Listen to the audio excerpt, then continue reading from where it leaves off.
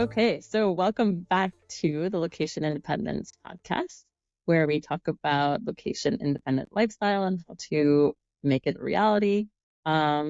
This series, we are talking about investments in the Middle East, and today we're continuing our conversation on Dubai.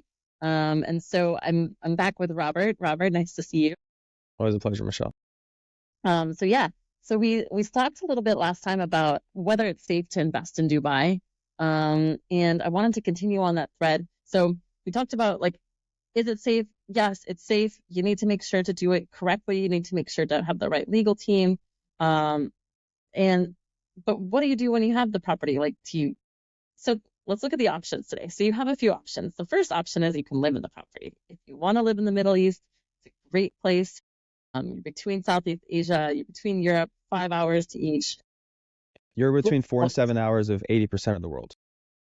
It's amazing. Yeah, it's a really good place to be. There's a reason that so many wars were fought in the Middle East, because it's kind of where everything comes together. But anyway, so putting that aside, and we're talking historically, your other option, if you're not going to live in the place, if you're living in the place, you're probably on a different path, and like, you probably have a lot more questions. Today, we're talking just about using the property as passive income. So what is passive income? If you're new to this, passive income is income that you don't have to work for. So maybe you worked in the beginning, you had to have the money somehow, but you bought the property's now making money for you. And why are we excited about Dubai? Robert, what is the typical cap rate in Dubai? Your capital appreciation is on average 20% across Dubai. Now, again, there's areas that are only paying out 4 to 5%, but if you're in the right areas, and a majority, the average is 20%. So that's taken into consideration all the lower producing areas. And that's, for anyone who doesn't know, for anyone who's new to this, the cap rate would be the annual rate on return on your investment. So if you have a 20% cap rate, this is a number that most real estate investors go crazy about. They think it's too good to be true.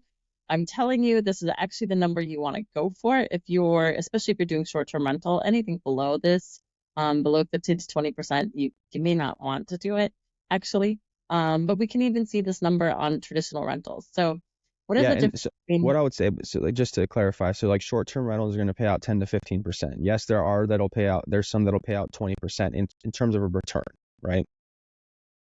And then the capital appreciation is taking place over time. So there's sometimes in the last few years, you've seen 19 to 20% year over year, right? Capital appreciation. And prices are still below the 2014 mark. And 2014 is kind of where they said that it was just overpriced, right? Maybe for that point in time, it was overpriced, but it's definitely not overpriced at this point in time. The current prices are still below the 2014 rate. So there's a lot of room for growth in Dubai. But 10 to 15% on short-term rentals, and then 20% capital appreciation on the value of the property year over year. Can you help us understand? I think most of the people listening in probably have a better understanding of real estate investments, but for those who are new to this, what is the difference between capital appreciation and a cap rate? So the capital appreciation is the value of the property, right? The cap rate is based upon your numbers, like your rental numbers, and what rate of return are you getting based on your investment, and then what's left over after you paid your expenses, right? And then the capital appreciation will be applied to, like, okay, this property you bought for $200,000, and say that this area, Business Bay, is seeing a 19% year over year capital appreciation. So you would see 19% of that total cost. That would be your profit, your appreciation, if you sold it. Yeah, and this will give you a wonderful lifestyle in most of the world. Yes, you have actually. Dubai is one of the most amenity-rich cities in the world. It is the modern world. You go to Dubai and Abu Dhabi and a lot of places in the Middle East, and you go back to Europe or you go back to the United States, and you notice the difference right away. You get off the plane and you notice the difference. You walk out of the airport and you notice the difference. It's sometimes hard to go back, even if you do love your family back home. It is. I think most of the people who are here, let's not assume, a lot of the people do want a location independent lifestyle. So either they want to be digital nomads, they want to travel more. So you understand, hopefully, that, like, the world is a very big place. So let's get right into it. We don't have a lot of time today. So talking about So you go with one of two options, and let's talk about which option is right for you. So you have the short-term rental, which is putting it on Airbnb, Booking.com, Expedia, whatever, and renting it short-term to tourists. This is a great option if you want to use the space. It's a great option if you're a little bit higher risk. It is susceptible to trends in tourism. And the other one is the traditional, the annual lease. So you have a tenant, he signs a lease, he's there for 1 year. They have two different types of management companies and two different types of fees on these management companies. So I think you said, Robert, the typical management fee for a short-term rental would be, what was it you said? 20 to 25%. Okay. And the typical management fee for a long-term rental in Dubai would be to 10%. What is the difference? As an operator for over a decade, I can tell you it with a typical tenant, you hear from him maybe a couple times a year, or her a couple times a year. The fridge broke, someone needs to come and fix the HVAC system. With a short-term tenant, you get a call because they need new towels, because they can't figure out the Wi-Fi, because they can't figure out the AC, the Wi-Fi is not fast enough, the neighbor's making a lot of noise. They're calling you for anything. You need to have 24/7, 365 support.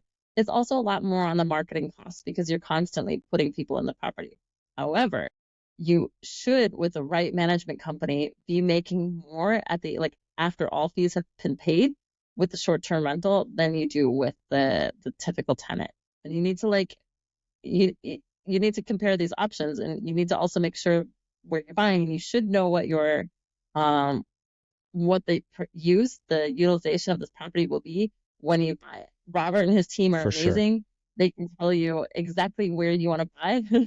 If you plan to have a regular tenant, I guarantee you they don't want to stay anywhere near where the tourists are staying. And so yeah. So make sure that you know this going into it, research it, weigh the pros and cons. Do you plan to use it? Are you never going to Dubai? Personally, I always like going with the short-term rental because I've just seen it makes more money. Yeah, it's the And also, best and highest use for a property. And you guys have done an amazing job at creating that scenario of the best and highest use for a property through your programs. thank you. So for anyone who's new, I'm the founder of City Ami. We do luxury rentals. We've been in business since 2015. I've been doing this since before we had a business. And so that's where I got into it and wanted to share it with everyone. How to screen your management company. So when you call them, first you need to make sure that they have a reputation. You want to make sure that they are not completely new to this industry. Make sure that they can answer questions about how to deal with tenant problems. Ask some questions like, have you ever stayed in an Airbnb? What was your experience? Ask questions based on that experience. Also ask, what do they charge for? Are you getting a fee every time they pick up the phone? Are you getting a bill if they have to plunge a toilet? Or is everything included? If everything's included, this is great because you know that, like, what you're paying, it makes it a little bit easier to budget every year. If they're nickel and diming you, if they're charging you for everything, you might save money.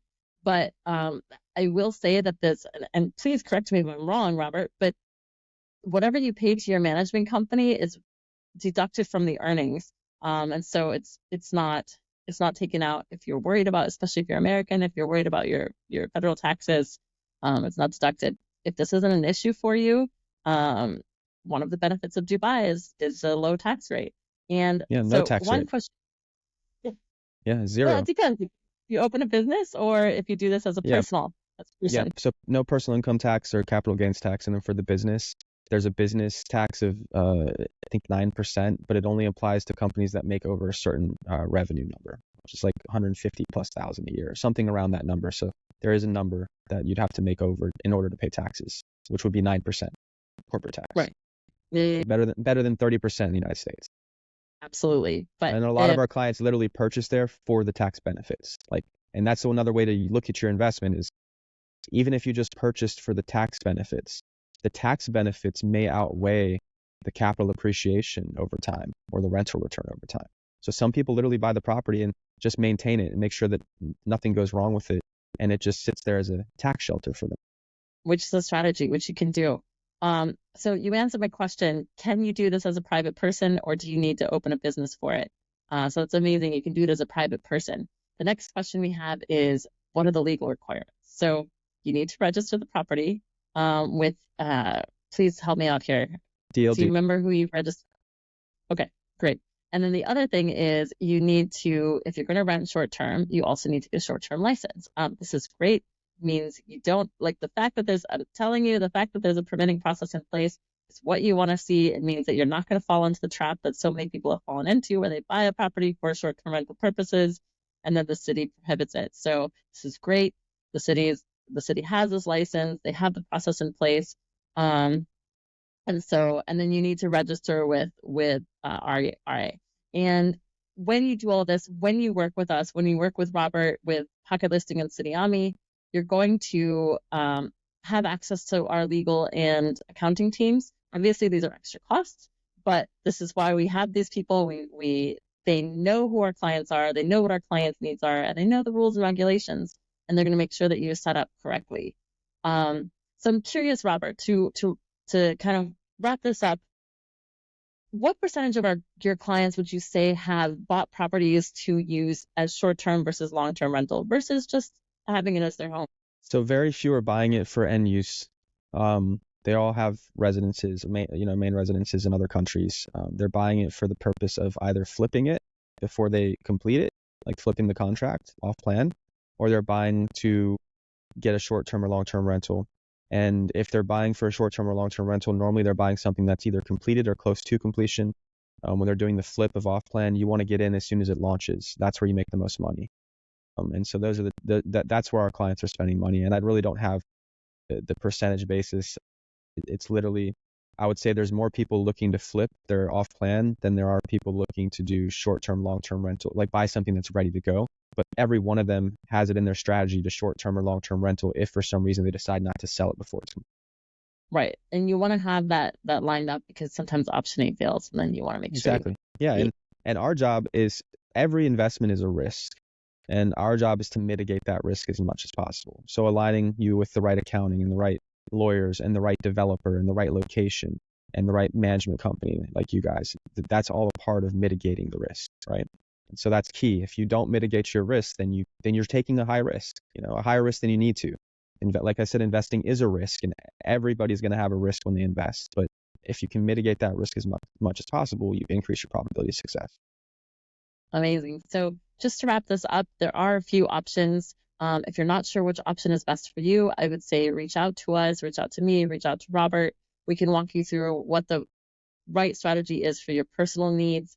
As someone who's been a digital nomad for 6 years, someone who has ran my business, who has been in this industry, I'm happy to be your first point of contact to share my personal experience and to help you answer those questions. And then as you're picking the right property, definitely I'm going to pass you along to Robert because I would be lost without him. He knows exactly where to buy. He has the pulse on the minute of exactly. I mean, Dubai is a really fast market, so you want to be sure to be completely up to date. What was hot last month is not hot this month in terms of purchasing. So, yeah, and just one thing to leave you guys with: Dubai has a little over 150,000, 55,000 hotel rooms. Okay, 16.6 million people traveled to Dubai last year. Okay, that's up from over 8.5 million the year prior. Okay.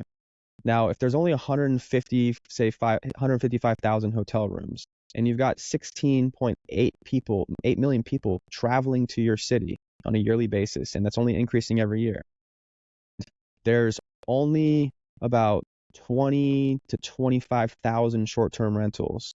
So you've got 20 to 25,000 short-term rentals, and that number could be skewed a little bit because you never know. Then you've got about 155,000 hotel rooms, but then you have 16.8 million people coming to visit your city. And then you have over 232 large events that are taking place that are bringing millions of people throughout the world to Dubai.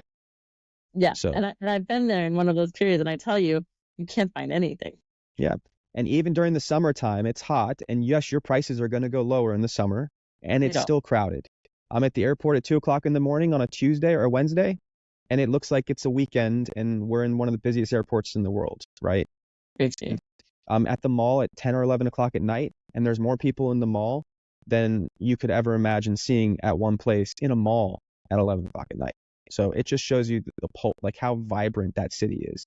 And so short-term rentals are very powerful in that city because of the stats that I just shared with you. So just keep those stats in mind, because people say it could be a saturated market. Everybody runs when they see 20% capital appreciation. They see it happening quarter over quarter. They say, oh, it's a bubble. It's a bubble. The UBS has Dubai rated as a very low risk bubble, meaning it's not even a risk for being a bubble. Miami's at a risk of being a bubble. New York is at risk of being a bubble. LA, Milan, Paris, all those places that you guys have heard about and thought about investing, they're all at risk of being a bubble. Dubai is not. So that's what I leave you with. Amazing. Amazing. Thank you, Robert, as always. Thank you, everyone, for listening. And I look forward to hearing from you. Thank you, guys. It's always a pleasure.